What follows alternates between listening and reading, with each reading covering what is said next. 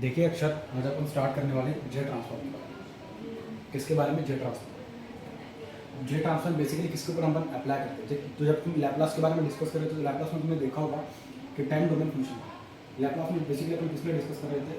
Time domain के लिए। इसके लिए टाइम डोमेन के लिए तुमने देखा होगा कि सारी जगह पे तुम्हें टी के फंक्शंस में, टी के टर्म्स में फंक्शन मिले, जैसे कि वीरेस्ट माइनस टी, यूटी ऐसा लिखता था, मैं साइन टी लिखता था, ऑस टी, टी मतलब टी वहाँ पे आना ही था। अब ये किस में, एन के इसमें आ गया, इसका मतलब कि ये टाइम डोमेन में था, ये क्या है? डिस्क्रीट डोमेन में। किसमें? डिस्क्रीट डोमेन में। एक टाइम डोमेन और किसमें? Discrete domain. मतलब डिस्क्रीट के बेसिकली मतलब क्या होता है कि डिस्क्रीट इंस्टेंट पे उसके वैल्यूज देखने के लिए मिलती है। मतलब क्या? सपोज अगर मैंने बोला कि जैसे कि टाइम डोमेन में क्या होता था ना कि टाइम डोमेन में देखो क्या होता है कि एक फंक्शन टाइम के साथ कैसा होता है? कंटिन्यूस होता है। जैसे कि साइन तुमने देख लिया, टाइम के साथ हर एक जगह पे उसकी वैल्यू कैसे डिफाइंड है, हर एक जगह पे उसकी वैल्यू कैसे डिफाइंड है। टाइम डोमेन में ऐसा नहीं होता, सॉरी डिस्क्रीट में ऐसा नहीं होता। ये टाइम है, टाइम के साथ ये एन के साथ, मतलब कि डिस्क्रीट एक पर्टिकुलर डिस्टेंस पे, या डिस्क्रीट मतलब क्या? 1 2 3 4 5 बस एक नंबर पे लिखने के लिए 0 1 2 3 4, और इसके वैल्यूज ना ऐसे दिखाए जाते हैं। जैसे कि सपोज ये ऐसा है तो ये 1, सपोज ये 1, ठीक है। तो सपोज अगर ये ऐसा है तो ये 0.5, ठीक है। उसके बाद ये ऐसा कुछ है, सपोज ये 2 है, इतना सपोज ये 2 है, इस तरीके से ये 1 है, इस तरीके से उसको दिखाते हैं अपन डिस्क्रीट की। क्या बोलते हैं? डिस्क्रीट को इस तरीके से तुम दिखाते हो, ठीक है। तो डिस्क्रीट डोमेन में तो एक्स ऑफ एन के जो टर्म्स में आएंगे और डिस्क्रीट डोमेन में जो टाइम जो टी के टर्म्स में आएंगे वो कैसे होंगे आपके पास? टाइम डोमेन होंगे। वो कैसे होंगे आपके पास? टाइम डोमेन, ठीक है। अब तुम्हें क्या दिया जाएगा? जैसे कि सपोज तुम्हारे पास कोई फंक्शन दिया, कैसा दिया? सपोज फंक्शन दिया है x of n is equals to what? X of n is equals to 1/2 की पावर एन, ऐसा दिया है। इसका बेसिकली मतलब क्या होता है? इसका बेसिकली मतलब होता है कि अगर एन की वैल्यू तुम सपोज अगर मैंने बोल दिया, क्या बोल दिया मैंने? एन का जो वैल्यू है वो क्या कर रहा है कि 0 से greater than equals to 0। N का वैल्यू कैसे? Less than equals to 0, sorry greater than equals to 0। मतलब क्या? एन की वैल्यू पहले तुम क्या पुट करो? Equals to, greater than equals to, इसका मतलब इसमें एन इक्वल्स टू 0 में इंक्लूड हो जाएगा। एन की वैल्यू 0 पुट करूंगा तो एक्स ऑफ एन का वैल्यू कितना आ जाएगा? 1 का पावर 1/2 का पावर 0 मतलब कितना? 1 आता है। एन का वैल्यू सपोज अगर मैंने 1 पुट किया, 1/2 की पावर 1 मतलब कितना? 1 आ जाएगा। एन की वैल्यू अगर मैंने 2 किया तो 1/2 की पावर 2 मतलब क्या? स्क्वायर आ जाएगा। 3 पुट किया तो 1/8, 4 पुट किया तो कितना बन जाएगा? 1/16, 5 पुट किया तो कितना आ जाएगा? 1/32। इस तरीके से उसके वैल्यूज आते हैं। बात समझ में आ रही? बिल्कुल, ठीक है। ये रहा एक्स ऑफ एन का बेसिकली, ठीक है। सपोज अगर कल जाके मैंने 2 की power N वेराज N less then 0 ऐसा कुछ कर दिया, लेस देन 0 मतलब कि उसमें 0 इंक्लूड नहीं है। लेस देन 0 में क्या आएगा? इसके पीछे क्या आएगा? -1 -2 -3 -4, सर -2.5 बिल्कुल नहीं। इसके बीच के एक भी इंटरवल, मतलब इसके बीच में कोई भी नंबर नहीं आएगा। सिर्फ 1 आ सकता है, 2 आ सकता है, 3 आ सकता है, मतलब मल्टीपल ऑफ इंटीजर्स, सिर्फ इंटीजर्स आते हैं इसमें, ठीक है।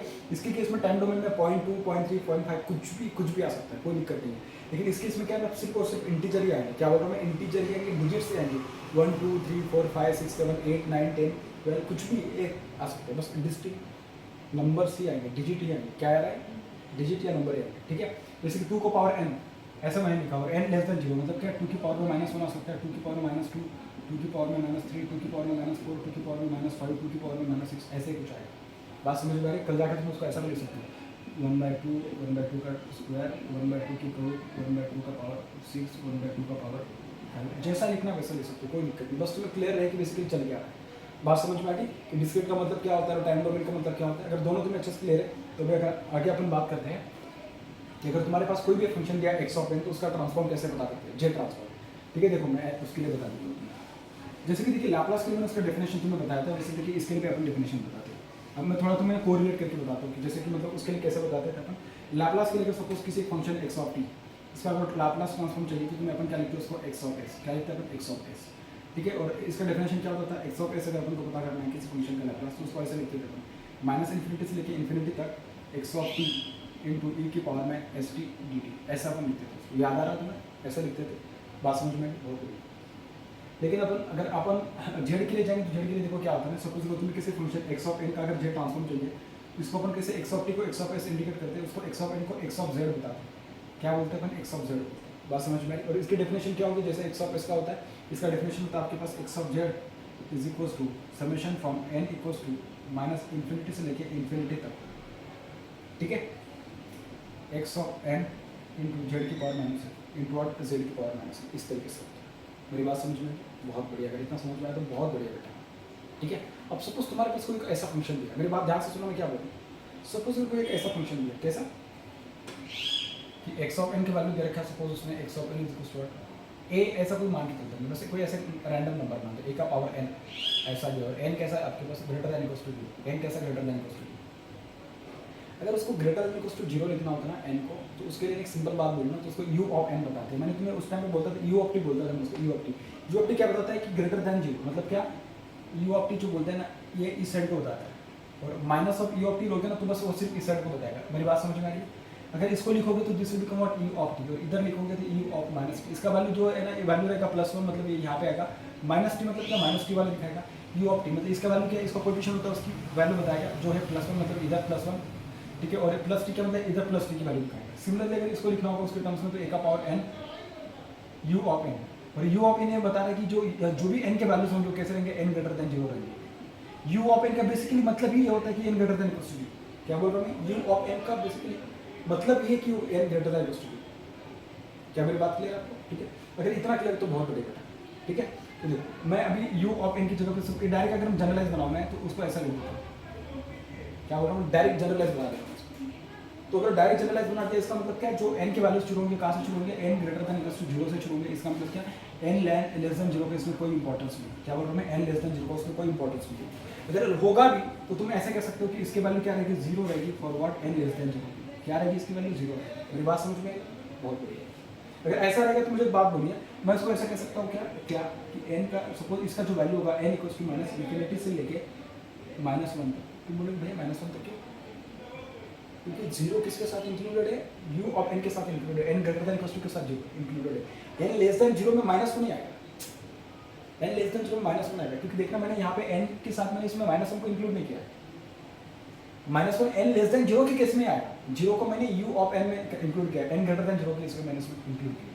ठीक है, यहाँ तक जो आएगा ना उसमें अगर इसकी वैल्यू देखा जाए एक्स ऑफ एन की, तो एक्स ऑफ एन की वैल्यू क्या है, 0 मल्टीप्लाई बाय जेड की power -n plus n equals to 0 से लेके इन्फिनिटी तक। मेरी बात समझ में आ रही है? माइनस इन्फिनिटी से लेके इन्फिनिटी तक जा रहे हैं अपन, कैसे जा रहे हैं, पहले माइनस इन्फिनिटी से -1 तक गए, तब तक उसकी वैल्यू 0 थी, प्लस 0 से लेके इन्फिनिटी तक गए, तब उसकी वैल्यू कितनी है आपके पास, तब उसकी value a raise to n u of n है। क्या है, a raise to n u of n। अब अगर आपने u ऑफ n नहीं भी लिखा यहाँ पे तो भी चल जाएगा। क्यों, क्योंकि u ऑफ n का बेसिकली जो मतलब था 0 से लेके इन्फिनिटी, वो तुमने ऑलरेडी कंसीडर कर लिया है। कंसीडर कर सिर्फ आप u ऑफ n ले सकते हो। क्या बोलूँ मैं, अगर सिर्फ u ऑफ n ले सकते हो, u of n multiply by z की पावर, इस तरीके से। अगर तुम्हें इतना क्लियर बता तो बहुत अच्छी बात है। तुम बोलोगे सर ये थोड़ा मतलब ज़्यादा ही जरूरत, मतलब ये जगह ज़्यादा ले रहा है, इसका मतलब क्या हो जाएगा, दिस विल बिकम 0। ठीक है, सिर्फ इसको आगे लेके चलते हैं तो ये क्या बन जाएगा आपके पास, this will be nothing but what n is equals to 0 से लेके इन्फिनिटी तक। तो ये क्या बन जाएगा आपके पास, a का पावर n, या ऐसा लिख सकते a into Z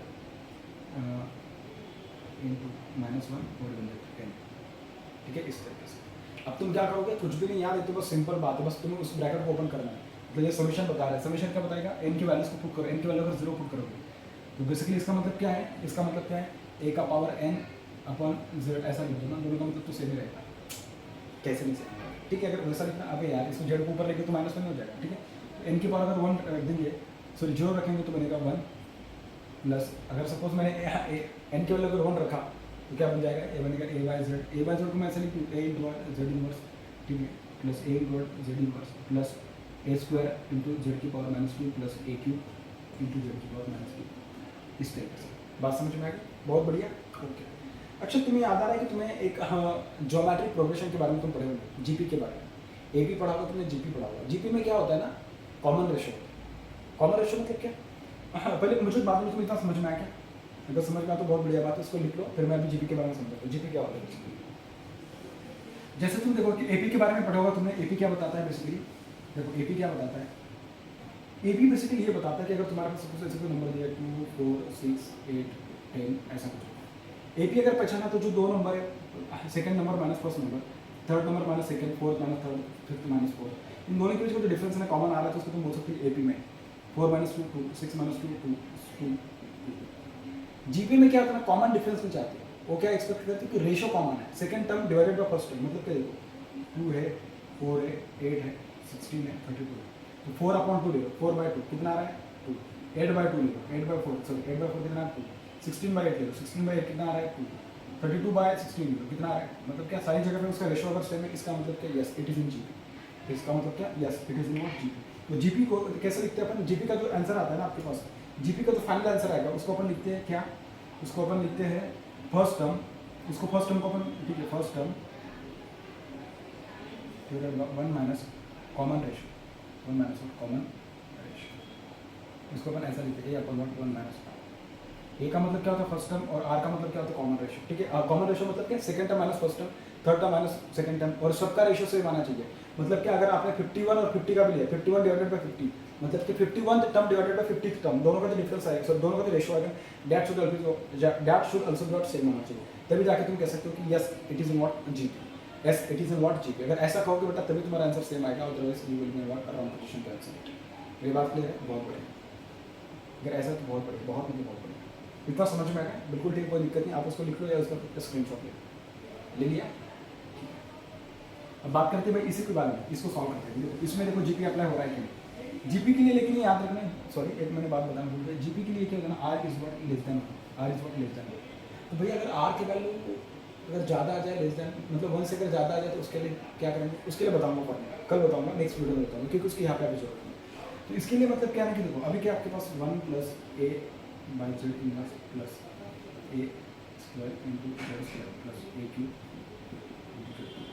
dash dash, ठीक है। देखिए पहला टर्म क्या है तुम्हारे पास, पहला टर्म है ए, सॉरी 1, कॉमन रेशियो क्या है, मतलब आर क्या है, first term sorry second term divided by first term, ये क्या है, ये क्या आ रहा है, ए इंटू जेड, इसका और इसका लेके देखें, ठीक है, और देखते हैं ना तो सेम आ रहा है, ए स्क्वायर इंटू जेड की power minus 2 divided by a divided by z का power, this is a into z, this divided by this divided by, सभी का सेम आ रहा है, कोई दिक्कत नहीं। इसका मतलब क्या, yes this is what in GP. अगर ये जीपी में तो बस ये वाला फार्मूला लगाओ तो आंसर मिलता है। फाइनल आंसर क्या आएगा उसको देखो, वो वाला आंसर क्या है, ठीक है। वो जो आंसर आएगा उसको अपन एक्स ऑफ जेड बोलते हैं, क्या बोलते हैं उसको अपन, एक्स ऑफ जेड बोलते हैं। एक्स ऑफ जेड की वैल्यू बेसिकली क्या है, this will be nothing, first term क्या आपके पास 1 divided by 1 minus common ratio क्या आपके पास ए माइनस जेड इनवर्स, ठीक है।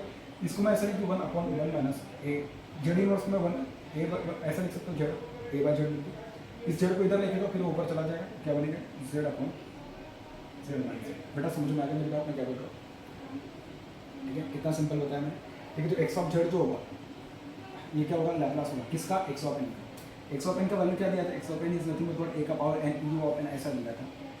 उसके लिए जो लैप्लास जेड ट्रांसफॉर्म आया वो क्या है, जेड अपॉन जेड माइनस। मेरी बात क्लियर है? पर एक बात है सही से बताओ मुझे क्लियर है, बिल्कुल ठीक है, क्लियर है, बहुत बढ़िया, बहुत बढ़िया, बहुत ही अच्छा लगा तुम क्लियर है। भाई ए का वैल्यू क्या होगा, देखो ये जो फॉर्मूला है किसके लिए एप्लीकेबल है, r is what less than 1। R का वैल्यू क्या है तुम्हारे पास, r is what, r is nothing but a into what z inverse. Z तो बस एक पैरामीटर बेसिकली एक्चुअली देखा जाता है, इसमें जो पूरा गेम चेंजर है ना ए का वैल्यू इसमें हमेशा याद रखना less than 1, a will be what, a will be less than, ये will be what less than. बात करते हैं नेक्स्ट।